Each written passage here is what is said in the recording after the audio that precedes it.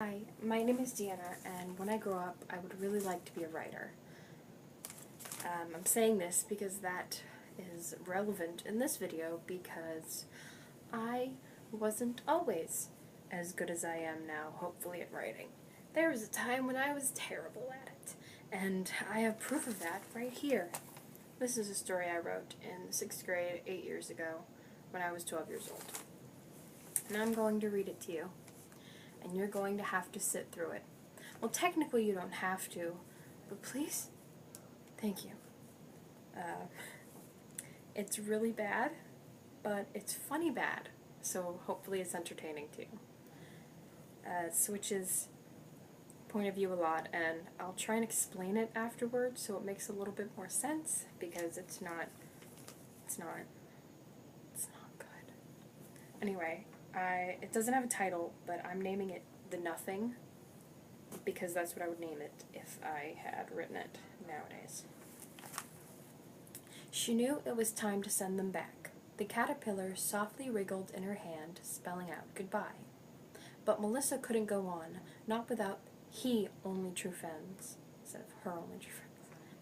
The cold wind blowed Melissa's hair, sending a monotonous tone tingling up her spine.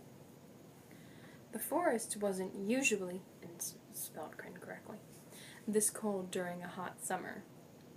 Even the tree-like canopy, not the canopy made of the tops of trees, the tree-like canopy. We don't know what the canopy was made of, apparently. Usually held the heat, it was spelled hold. And then it clicked. No, not now, please no, screamed Melissa. It could only be the nothing from imagination. I should probably start from the beginning. It's a good place to start, sweetie.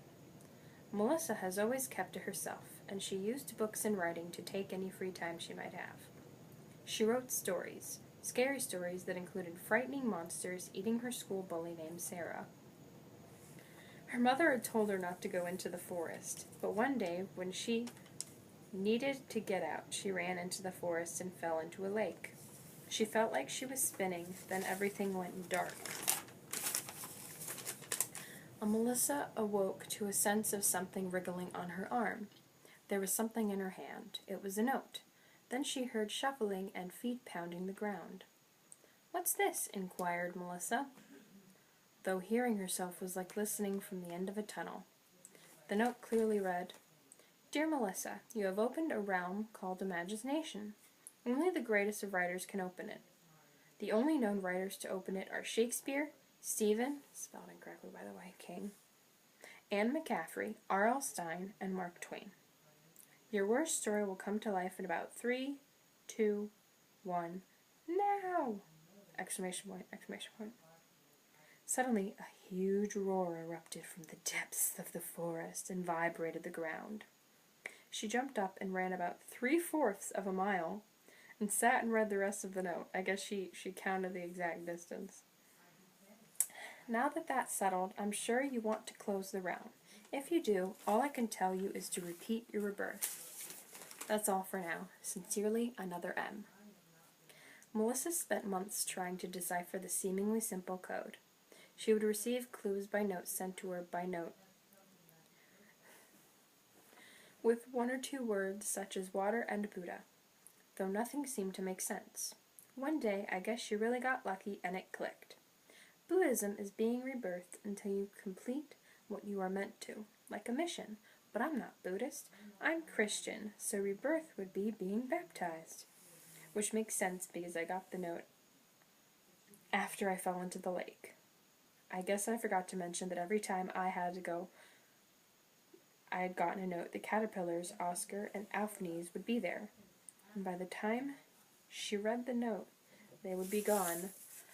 So she would play and spend time with them before she read the notes. Then the day she would be baptized, she wanted to take the caterpillars to the woods herself, and that would be where we left off before. "No, it couldn't be," screamed Melissa. "Be quiet," was the caterpillar now spelled. So she listened and ran all the way to the church. "Yay," Melissa said. I was her turn to be baptized. She walked up to the pastor, ready to be dipped in holy water. She heard a roar as the roof of the cathedral was ripped off. It's not a church now, it's a cathedral now. Why isn't anyone screaming? Inquired Melissa. I guess only I can see it. She was gracefully dipped onto the tub. Not into the tub, onto. Everything spun, but didn't go black. She was lifted, and everything seemed quiet and still. The church erupted in applause. It's over. It's finally over. To put some context in here, in the beginning of the 6th grade year, she gave us these 3 prompts, and we were to choose one. These prompts were in the form of a couple opening sentences, by the way.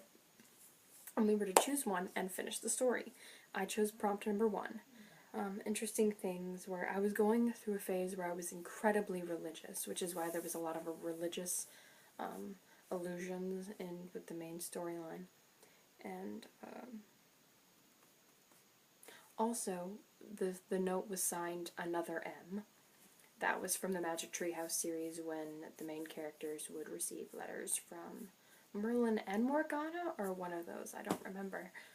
But basically what happens in this story is, chronologically, she goes into the forest one day, and she falls into a lake, and then suddenly there's a note, and there's caterpillars on her, and the note says, "Hey, all the best writers have this happen to them. Your worst monster that you've ever created in your story." Bam.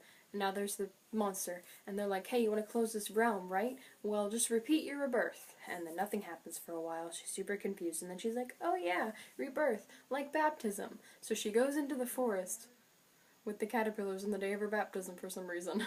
And suddenly there's a monster, so she runs all the way, 3/4 of a mile.